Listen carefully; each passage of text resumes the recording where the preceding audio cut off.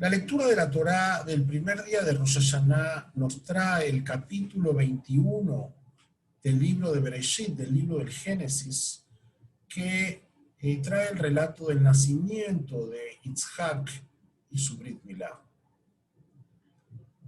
Lo primero que sorprende es la elección del texto, porque si asumimos que Rosh Hashanah es la creación del mundo, sería lógico suponer que el texto escogido debiera ser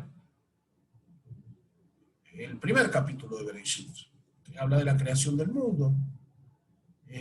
Si quieren, podemos hablar del capítulo 3, que es cuando Adán y Eva comen del fruto prohibido, y de acuerdo a la tradición, ese fue el primer juicio, el primer Rosh Hashanah que hubo en la historia humana.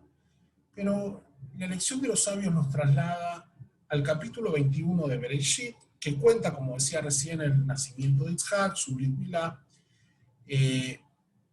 la tensión y la disputa que hay, y los celos de Sara en relación a Agar, y la expulsión de Agar e Ismael, la intervención divina del ángel de Dios para salvarlos, y cierra con Abraham estableciendo un pacto con a las tribus filisteas en la zona de Beersheba. Entonces, ¿por qué la elección de este pasaje? Hay quien dice que está relacionado con el comienzo. Dice, Dios recordó a Sara, Badonai Pakad, et Sará. La raíz Pakad es la misma raíz de Mifkad, ¿no? Es decir, tiene que ver con tocar base, pasar revista, convocar, y está asociada con la idea de Rosh Hashanah como idioma Zikaron. ¿Por qué el día del recuerdo? Porque en realidad esta recordación de Dios no es que recordó a Sara, sino que recordó el pacto, y entonces finalmente Sara quedó embarazada y dio luz a un hijo que iba a cumplir la promesa divina de descendencia al patriarca Abraham. Recuerden que hasta ese momento Abraham, a iniciativa de Sara, había tenido un hijo con Agar, que era Ismael, pero no era este con quien iba a seguir el pacto. El Talmud afirma que Yitzhak, el segundo patriarca, nació precisamente en Rosh Hashanah, y ahí que hace sentido leer la historia de su nacimiento precisamente en esta fecha. Como dije antes, aparece después de contarnos sobre el nacimiento, el Brit Milá, incluso el destete de Yitzhak, aparece esta historia que es muy compleja en todas sus dimensiones, porque Sara ve que Ismael es una mala influencia para Yitzhak. Y entonces le pide a Abraham que lo bote de la casa, ¿no? Abraham no sabe qué hacer, habla con Dios. Dios en una célebre frase le dice hacerle caso a Sara, y finalmente entonces Abraham y Agar son expulsados, y entonces están a punto de morir en el desierto de sed y de hambre, y viene un ángel de Dios que interviene y abre los ojos de Agar para que vea un pozo que hay ahí, pueda tomar agua y pueda salvarse, ¿no? Y la promesa entonces de que también va a haber una recompensa futura, y príncipes van a descender de Ismael. A mí me parece que esta historia tiene también un elemento universal, ¿no? Es decir, la intervención del ángel de Dios para salvar a Agar e Ismael recuerda que es un Dios de toda la humanidad, no es un Dios exclusivo que vela solo por el interés de Abraham y su descendencia directa y el continuador del pacto, sino que es un Dios universal, ¿no? Que también interviene para salvar la vida de Ismael. Y finalmente aparece el pacto de Beersheba, que funda o refunda esta ciudad bíblica, que es muy interesante porque hay dos tradiciones sobre el significado de Beersheba. Beer, esposo, Y Sheva puede ser 7, el número 7 en hebreo puede venir de la palabra Shuá, que es promesa, es decir, el pozo de las 7 o el pozo de la promesa, y la Torá explica los dos nombres, ¿no? El acuerdo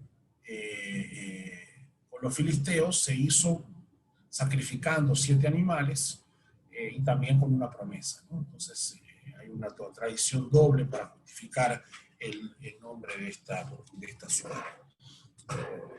Ahora, volviendo al tema inicial, o lo que planteé antes, es sorprendente que en lugar de hablarnos del cosmos y la creación del universo, uno pudiese pensar que sería más apropiado como tema para Rosh Hashanah, la Torá se adentra casi como en la intimidad de una dinámica familiar, de nuestra primera familia, y nos muestra a Abraham, Sara, con toda su humanidad, con todos sus sentimientos, con sus faltas, con sus miserias. Y yo creo que hay un mensaje profundamente vinculado con la experiencia de Rosh Hashanah. Reconocer entonces en nuestros patriarcas que no son seres perfectos, que no son seres héroes semidivinos, sino que son personas como nosotros, que tienen sus momentos de grandeza, pero que también tienen sus momentos de angustia y sus preocupaciones y sus egoísmos y sus celos. Y el mensaje en ese sentido creo que nos tiene que ayudar y nos tiene que reforzar en nuestra teshuvá. Muchas veces nos volvemos víctimas y decimos, bueno, al final, ¿quién soy yo? No soy nadie, y por qué, y qué sé yo. Y si nos comparamos con los errores que cometieron Abraham y Sara, quizás también podamos decir, bueno, si ellos, a pesar de sus errores, son considerados como los padres de la nación, y rezamos a cada rato, Dios de Abraham, Dios de Sara, quizás eso también nos tiene que ayudar a nosotros en nuestro ejercicio de teshuvá y salir fortalecidos, reconocer nuestros errores, que son parte de nuestra humanidad, nuestras miserias, y buscar entonces perfeccionar. Creo que hay un mensaje poderoso en la elección de este pasaje.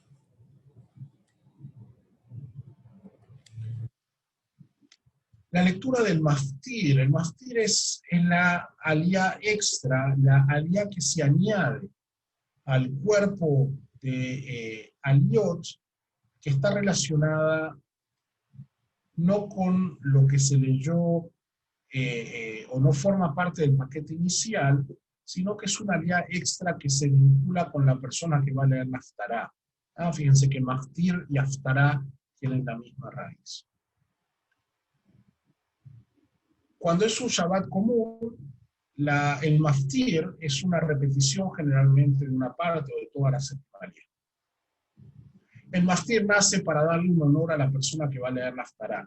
Si la persona, saben, subir a leer la Torah es el honor más grande. Entonces, si la persona que subía a leer la haftará no recibía el honor de la Torah, iba a sentir que estaba en una situación como de segundo nivel. Entonces, de alguna manera se le trató de dar un honor, pero que no afectaba al resto de la lectura.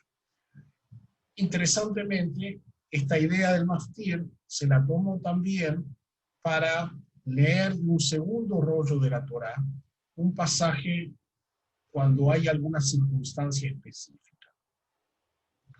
Ya sea que hay una festividad, ya sea que es Rosh Hodesh, o un Shabbat de Rosh Hodesh, o ya sea que es una ocasión especial o un Shabbat especial. El maftir acompaña el calendario. ¿Okay? Y en nuestro caso, la lectura del maftir está tomada del inicio del libro de Midbar, el libro de Números, en su capítulo 29, que es una de las dos menciones de esta festividad, la otra es en Baikra, de esta festividad del primer día del séptimo mes en el que se tocaba el shofar. Recuerden que en el mundo de la Torá, Rosh Hashanah no era el principio del año, pero sí había una fiesta que era el primer día del séptimo mes, que estaba asociada entonces con el toque del shofar. Y esa es la razón entonces de la elección de este pasaje como maftir, tanto del primer día como del segundo día de Rosh Hashanah, donde se repite entonces la lectura.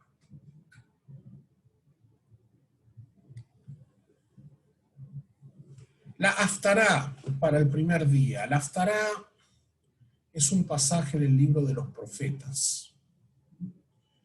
Recuerden que la Biblia hebrea está dividida en tres partes. Está la Torá, los 5 libros de Moshe. La segunda parte son los Neviim o profetas, que tiene los relatos de los libros históricos, Josué, Jueces, Samuel y Reyes, y las profecías de los tres grandes profetas, Isaías, Jeremías y Ezequiel, y los 12 profetas menores. Y la tercera parte es los escritos, donde aparece el libro de los Salmos. Entonces parece ser que la idea de tener un pasaje de los profetas, de la segunda parte de la Biblia hebrea, surgió como una forma de mostrar la integridad del canon bíblico.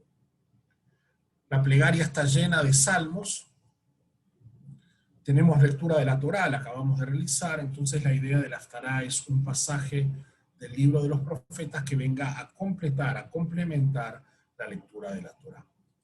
Y en este caso tenemos el inicio del libro, el primer libro de Shmuel, de Samuel, que habla justamente del nacimiento de Samuel. Y es una historia muy interesante y muy conmovedora, es una Haftará un poquito larga, y nos cuenta sobre Hannah, que era una de las esposas que tenía un señor que se llamaba Elcaná. Su hermana, su primera esposa, era Pnina y tenía un montón de hijos, y Hannah era una mujer estéril. Aquí ya hay una conexión con la historia de Sara que leímos en la Torá. Y entonces, una vez por año ellos subían. En Shiloh había un santuario, estamos en la época previa al templo de Jerusalén, y ella subía con su esposo, y nos cuentan que en su deseo, su afán de quedar embarazada y ser madre, entra al altar y comienza a rezar con mucho fervor, pero no lo hacía en voz baja, es decir, movía los labios, pero no se escuchaban voces, ¿no? Y estaba ahí Elí, el Cohen, que cuando la ve cree que la mujer está borracha, porque la ve en este estado de trance, en esta plegaria furitiva que sale de su corazón, pero no ve palabras, ¿no? Entonces, finalmente, fruto de esa plegaria, Hannah queda encinta, y entonces ella promete que si va a tener un hijo lo va a consagrar a Dios, ¿no? Entonces finalmente queda encinta, tiene un hijo, este hijo se va a llamar Shmuel. Shmuel es un personaje muy importante en el mundo bíblico, ya que es la transición hacia la monarquía. Él va a ser el que va a elegir a Shaul y a David como reyes.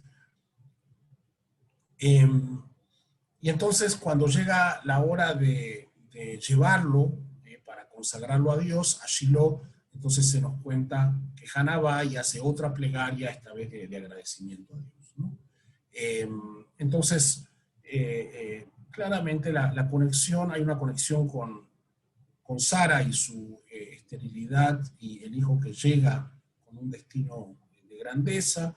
De acuerdo al Talmud, Shmuel nace también en Rosh Hashanah, razón adicional para leer el texto.